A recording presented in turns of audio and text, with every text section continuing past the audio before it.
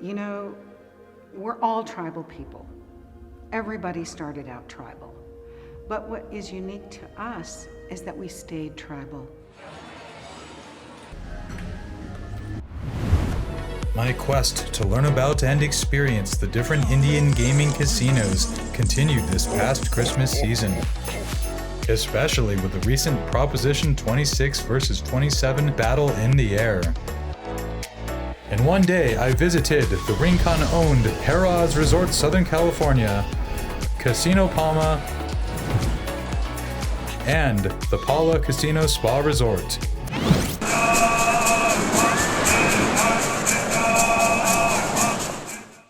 This video will focus on the Harrah's Resort Southern California.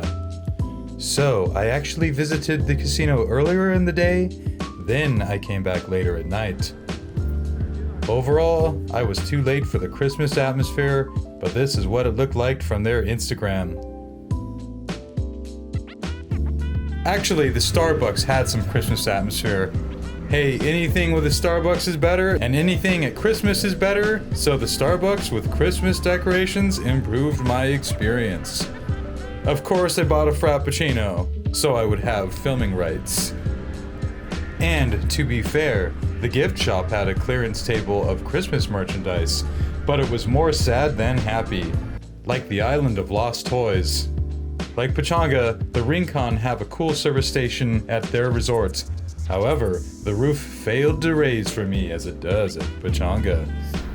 Walking through the casino, some restaurants caught my eye, which I will discuss in the history section. Beginning now. Harrah's Resort Southern California is owned by the Rincon Band of Luceno Indians.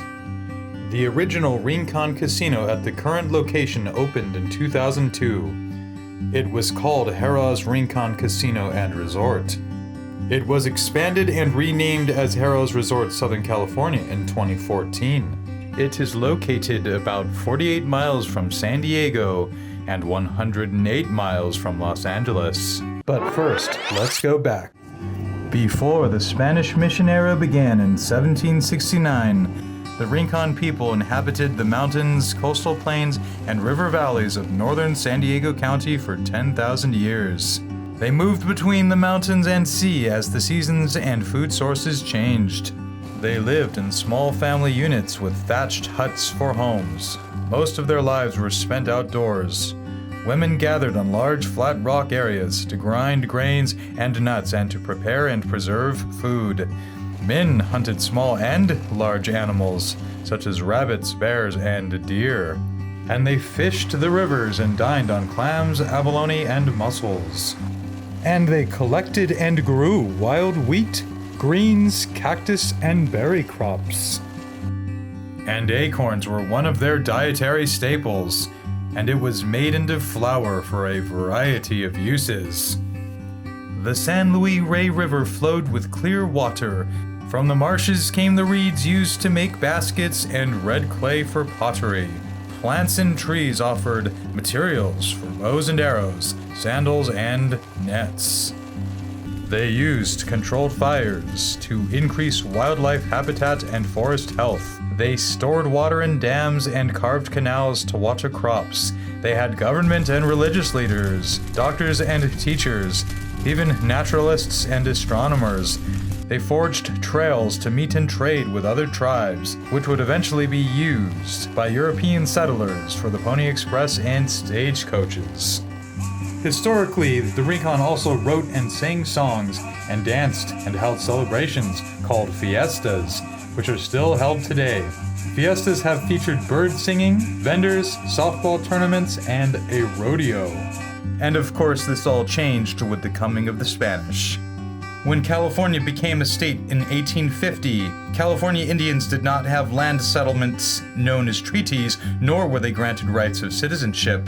They suffered great loss, hardship, and potential extinction following the Mexican-American War. It wasn't until 1875, by executive order of the President of the United States, that a small piece of federal land was put into trust for the Rincon people as compensation for their lost homelands.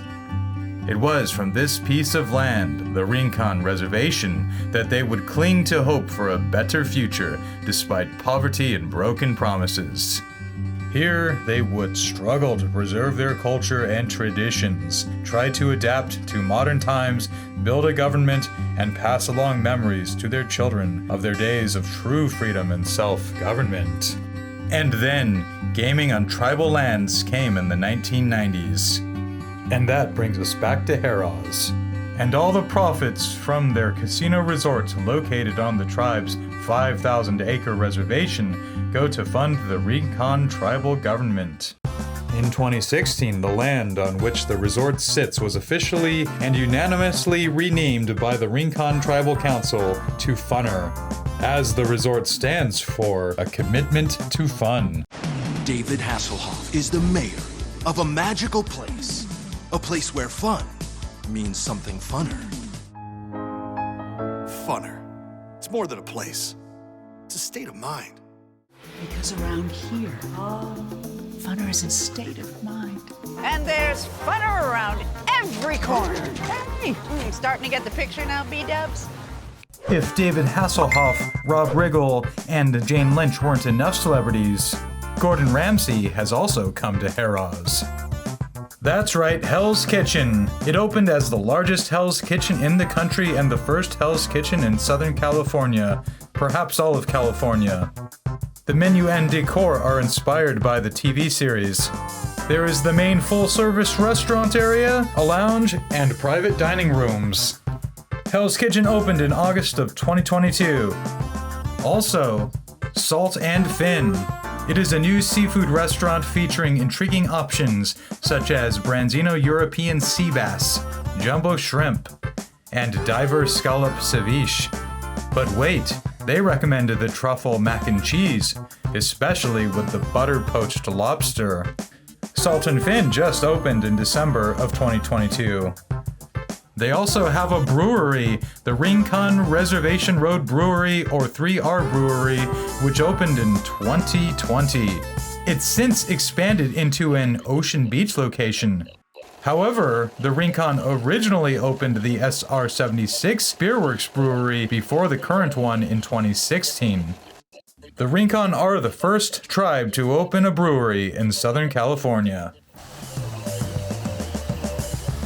I came back at night just to get a few more shots and experience a different vibe.